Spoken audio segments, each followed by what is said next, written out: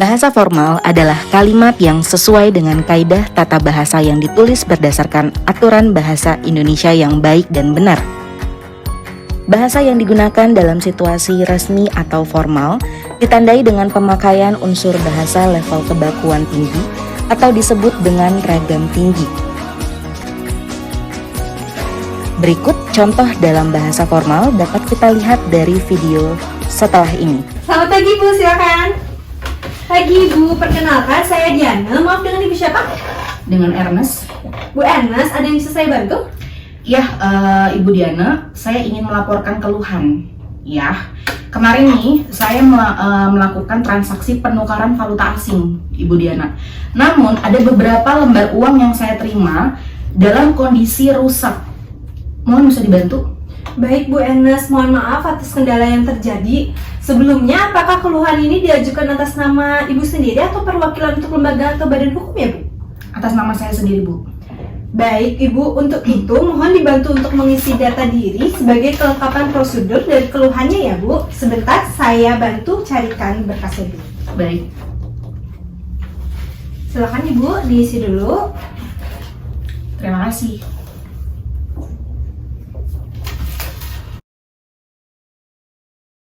Ini ya Ibu. Baik Ibu, terima kasih Bu Ernest. Selanjutnya akan saya bantu proses lebih lanjut ya Bu untuk datanya. Mohon ditunggu. Selanjutnya untuk kendala yang saya alami dapat diselesaikan dalam jangka waktu berapa lama ya Ibu? Baik Ibu Ernest, keluhan yang Ibu laporkan sudah kami terima dalam sistem Ibu dan akan diproses lebih lanjut. Untuk keluhan yang Ibu laporkan merupakan keluhan lisan secara tatap muka dan termasuk klasifikasi kelayakan mata uang valuta asing yang diterima oleh nasabah. Untuk itu, keluhan tersebut akan kami selesaikan dalam waktu 2 hari kerja Ibu. Baik Bu, terima kasih ya. Terima kasih kembali Ibu Ernest. Ada lagi yang bisa saya bantu Bu? Sudah cukup Bu, kalau begitu saya permisi dulu ya. Baik Ibu Ernest, hati-hati di jalan ya Bu. Semoga harinya menyenangkan. Selamat siang Bu Ernest. Selanjutnya, bahasa tidak formal merupakan bahasa yang menyimpang dari kaidah tata bahasa Indonesia. Bahasa yang digunakan dalam situasi tidak resmi atau informal ditandai dengan pemakaian unsur bahasa level kebakuan rendah atau disebut dengan ragam rendah. Berikut contoh dalam bahasa tidak formal. Halo semuanya, kembali lagi di Berbincang Podcast sama gue Debbie Sinta. Dan hari ini gue bakal ditemenin sama Adi. Nah, di podcast kali ini kita bakal membahas soal cinta, yaitu LDR di.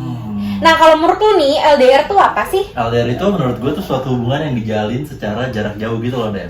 Tapi menurut lo setuju nggak tuh sama LDR?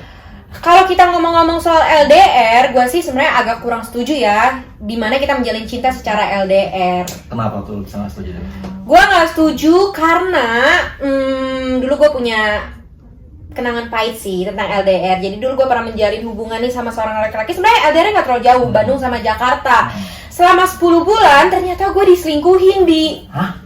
Stop deh. Emang ada yang berani juga? Nah, gimana tuh gimana kita datengin apa itu lakinya di? Boleh, tapi kalau menurut gue ya Dep ya, kalau kata Rani itu kan jauh di mata, dekat di hati. Lu setuju nggak sih sama statement Rani yang itu? Karena gue dulu pernah diselingkuhin ya secara hubungan LDR. Jadi kalau pernyataan Ran jauh di mata dekat di hati, kalau menurut gue nih Debbie Sinta, jauh di mata ya jauh di hati juga di. Kalau lu setuju nggak sih? Kalau gue sih lebih ke setuju ya, karena menurut gue dengan adanya teknologi yang kayak kita bisa video call, kita bisa main game virtual dari TV tuh. Nah terus banyak lah cara-cara kayak nonton Netflix pun kita sekarang bisa bareng-bareng gitu kan. Quality time Iya. gitu ya. Tapi mungkin ada beberapa orang tuh yang nggak bisa ya, kayak lo contohnya.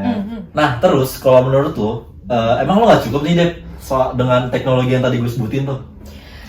Karena mungkin gue punya kenangan pahit, jadi kayak gue punya trust issue gitu kali ya Di. Jadi menurut gue ya, walaupun kayak gue video call, gue chattingan sama dia, nonton bareng, tapi kan pagi, siang, sore, malamnya gue nggak tahu dia sama siapa aja, dia ngapain, atau dia chattingan nggak cuma sama gue doang, gitu sih Di. Jadi ya kalau bahas tentang LDR, dari gue pribadi, gue nggak setuju dan gue nggak bisa sih Di. Berarti lo lebih kayak kurang setuju karena lo pernah punya pengalaman buruk ya. Benar. Tapi kalau dicoba ulang, lo belum tahu ya? Enggak sih. Oh enggak.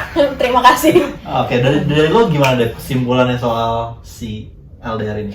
kesimpulan gue tentang LDR ini ya sebenarnya kita balik lagi kali ya ke orangnya masing-masing. Karena ada beberapa orang yang memang bisa-bisa aja menjalani hubungan LDR. Kayak teman gue ada loh yang berhasil terus sampai nikah, sekarang sampai punya anak tapi mungkin ada beberapa orang juga yang kayak gue kali ya, yang memang nggak bisa dan memang harus ketemu langsung gitu hubungannya. Nah, itu kan menurut Debbie tuh. Kalau menurut kalian gimana sih? Kalau menurut gue sih, gue tetap setuju dan gue akan nyoba sama Debbie. Nah ya udah guys, kalau itu kan menurut pendapat dari kita berdua. Kalau menurut pendapat kalian gimana? Di bawahnya ada kolom komen, kalian bisa sharing-sharing pengalaman kalian dan pendapat kalian tentang hubungan LDR. Pokoknya kita tunggu ya. Sampai ketemu di Berbincang Podcast lainnya. Bye-bye. Perbedaan bahasa formal dan informal jelas terlihat dari contoh video sebelumnya. Di video pertama, kalimat yang digunakan lebih baku dan tertata sesuai dengan kaidah bahasa Indonesia. Biasa digunakan dalam dunia profesional. Sedangkan di video kedua, kalimat yang digunakan lebih santai dan dapat digunakan pula dalam kehidupan sehari-hari. Namun, kita harus melihat situasi yang tepat dalam penggunaan kedua bahasa tersebut.